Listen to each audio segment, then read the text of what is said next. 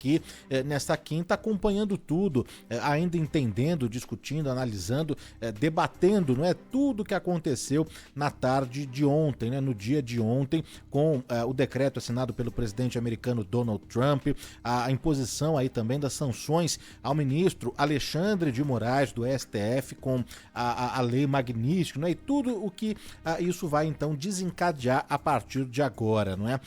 Existe um entendimento, o Zaidan, a gente já começa aqui, o Bandeirantes Acontece falando sobre isso e discutindo, existe um entendimento dos ministros do STF que as novas sanções do Trump a Alexandre de Moraes não tem efeito sobre o julgamento do caso Jair Bolsonaro. A ação penal deve ser analisada em setembro, de acordo com os integrantes da corte, não é? E que isso em nada vai interferir no julgamento do ex-presidente Jair Bolsonaro, não, Zaidan? Não, se houvesse alguma interferência, aí seria melhor fechar o Supremo, né? Não há necessidade de ter o Supremo. Todas as questões seriam levadas à Casa Branca. E o Trump, o Marco Rubio, eles decidiriam o que deve ser feito, não é? O Vance. Então, as bandeiras brasileiras deveriam ser todas lançadas fora, hasteadas bandeiras dos Estados Unidos, se um julgamento no Brasil fosse suspenso, anulado ou qualquer outra coisa por determinação do presidente dos Estados Unidos. Seria ridículo e indigno. Então é claro que não vai mudar. Amanhã haverá a reabertura das sessões do Supremo, depois de um recesso, e é aguardada, inclusive, Danilo, uma espécie de sessão dentro da sessão, uma sessão de desagravo, com o próprio Alexandre de Moraes falando, obviamente o presidente da corte, o atual presidente da corte, que é o Barroso, e talvez o Gilmar Mendes, né, como que está lá há mais tempo, o que chamam de decano da corte, provavelmente falará também. Não sei, qualquer juiz pode se manifestar, né, se os outros quiserem também se quiserem expressar publicamente, se eles quiserem expressar publicamente uma mensagem de desagravo, de solidariedade, poderão fazê-lo, né? Não imagino que todos peçam a palavra para dizer alguma coisa, mas provavelmente o Gilmar, em nome dos outros ministros, fale alguma coisa. Talvez o Flávio Dino, que já se manifestou diversas vezes com solidariedade pública ao Alexandre de Moraes. Então amanhã, na sessão de abertura, depois do recesso, nós teremos essas manifestações do Moraes e do Barroso, certamente, né? Haverá da parte deles alguma manifestação. E acredito que também do Gilmar Mendes como decano da corte. E quanto aos julgamentos, porque é bom lembrar que nós temos não apenas este julgamento, mas outros que virão ou poderão vir. Há um inquérito aberto, inclusive, pela Polícia Federal relacionado com Eduardo Bolsonaro e que envolve também Jair Bolsonaro. Então seria mais um inquérito que teria de ser paralisado depois daquele parem imediatamente em caixa alta do Donald Trump, né? Paralisem, estou determinando. É claro que isso não iria acontecer. E cá entre nós, o Trump sabe disso. Tanto que ontem, Danilo, o Mauro Vieira, finalmente, chanceler brasileiro, finalmente conseguiu falar com o Marco Rubio. Quando a decisão já estava tomada, era uma questão de minutos para que o anúncio das sanções fosse feito. E ele explicou, infelizmente o verbo explicar é necessário. Ele teve de explicar para o Marco Rubio que o governo, o executivo brasileiro, não pode determinar ao Supremo a paralisação, a suspensão, a direção de um julgamento. Explicou o óbvio dos óbvios, né? Afinal, também é assim nos Estados Unidos. O governo dos Estados Unidos não pode dizer à Suprema Corte que decisão ela tomará, não é? Então, O Trump sabia disso, e mais. Por que ele fez os 2 anúncios no mesmo dia? E primeiro do Moraes. Porque ele já sabia que depois do anúncio das sanções, viria o anúncio das exceções, com quase 700 itens liberados desses 40% adicionais. A exceção é aço e alumínio, que é uma coisa à parte para o mundo inteiro, inclusive para a Europa, que assinou aquele acordo vergonhoso com os Estados Unidos, inclusive para a Europa. Mas quase 700 itens, 694, inicialmente são 693, mas são 694 itens que estão nessa lista de exceções, só 10%, que é a tarifa mínima. Foi imposta, por exemplo, a governos aliados, como o Reino Unido. Né? Os 40% não alcançarão. E aí entra avião civil, para uso civil, da Embraer, entra suco de laranja. E por que essa lista de exceções? Porque o Trump falou, não, eu não quero atingir tanto a economia brasileira. Não, pelo contrário. Ele deseja um efeito devastador. Claro que sim.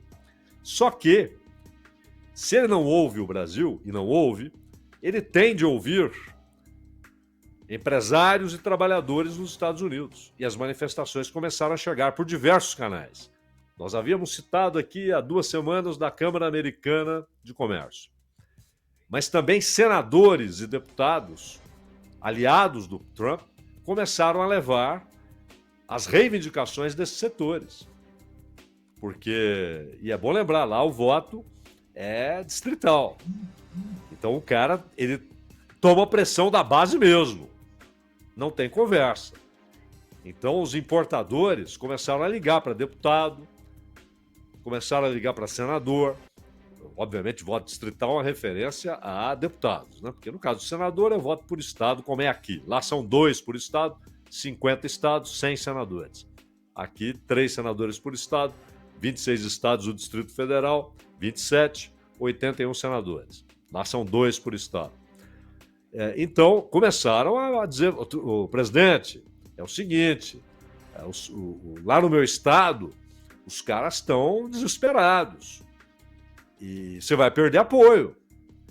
O Trump até pode não dar bola, porque ele não é candidato a nada. Ele não pode ser candidato à reeleição, a não ser que mudem a Constituição, porque ele já está no 2º mandato e lá não tem de ser consecutivo. Teve 2 mandatos, não pode mais ser presidente, de acordo com a emenda do início da década de 50, do século passado. Não pode mais. E imagino que ele não vai quebrar a tradição de um ex-presidente ser candidato a Senado, a deputado, a governo de Estado. Imagino que não, né? Que ele não vai quebrar essa tradição. Então ele não é candidato a nada, ele até poderia não ligar, mas ele precisa desse apoio, até para tentar fazer seu sucessor, que hoje o indicado seria o Vance, que é o vice-presidente. E por isso ele levou em consideração, a pressão interna foi muito grande. E para realizar o que ele quer realizar, ele tem de ter apoio interno. Porque os Estados Unidos, o próprio Trump havia dito isso no começo do ano. Haverá sofrimento inicialmente, mas depois os Estados Unidos ganharão muito. E é fato que todos os acordos assinados até agora foram muito vantajosos para os Estados Unidos.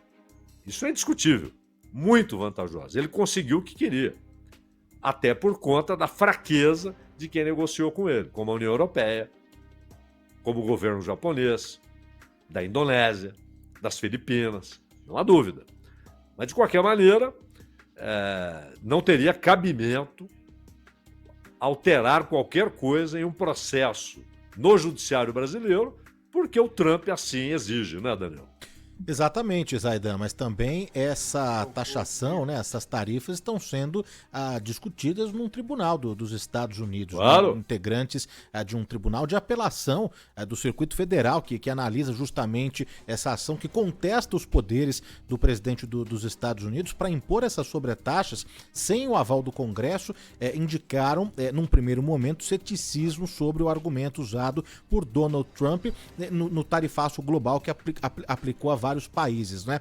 Nessa quinta-feira, os magistrados não tomaram nenhuma decisão sobre paralisar as ordens do Trump na véspera do prazo que ele mesmo estabeleceu para aplicar algumas alíquotas, né? Então já 1º de agosto. Mas ainda assim, ainda que não tenham colocado ali tomado nenhuma decisão, a ação é um dos grandes testes, não, Zaidan, a agenda do Trump, e que deve parar, seja o resultado que for a decisão final aí dos magistrados, independente disso, deve parar na Suprema Corte, não, Zaidan? Onde o Trump tem obtido uma vitória atrás da outra. Exatamente, né? Essa é a realidade. Na Suprema Corte ele tem conseguido, inclusive, algumas vitórias surpreendentes, como no caso dos imigrantes. Embora a Suprema Corte não tenha entrado no mérito e tenha dito que é preciso garantir os direitos legais previstos na Constituição dos Estados Unidos, isso não está acontecendo. Isso não está acontecendo. Imigrantes são presos sem julgamento. Eles são enviados para prisões, inclusive fora dos Estados Unidos, o que é uma clara demonstração de desrespeito pela Constituição dos Estados Unidos. O Bukele fez de El Salvador um cárcere de aluguel. 6 milhões de dólares ele recebeu para receber aqueles prisioneiros enviados pelo Trump sem julgamento. E fez acordo com o Sudão para enviar imigrantes para lá. Gente que nunca pisou no Sudão, nunca pisou em El Salvador. Isso é uma clara inconstitucionalidade. E embora a Suprema Corte não tenha dito que não, é constitucional, não disse isso, mas ela suspendeu ações de tribunais federais nos estados, dizendo que esses tribunais não poderiam interromper a ação. Ela pode, mas ela não se manifesta. Enquanto ela não se manifesta sobre o mérito, ela vai liberando. A Suprema Corte tem sido, e não só com os votos daqueles que são identificados com o trumpismo, cerca de 6 dos 9, lá são 9 juízes na Suprema Corte. 6 dos 9 são identificados com o trumpismo, né? Mas não só eles.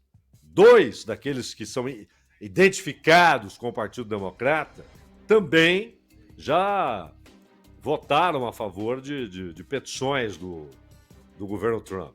Então ele tem tido resultados favoráveis na Suprema Corte. Talvez tenha a expectativa, nesse caso também, de que esse direito lhe será dado pela Suprema Corte, ou seja, que ele poderá manter as tarifas. Até porque os efeitos imediatos são interessantes para os Estados Unidos, né? A arrecadação aumentou muito.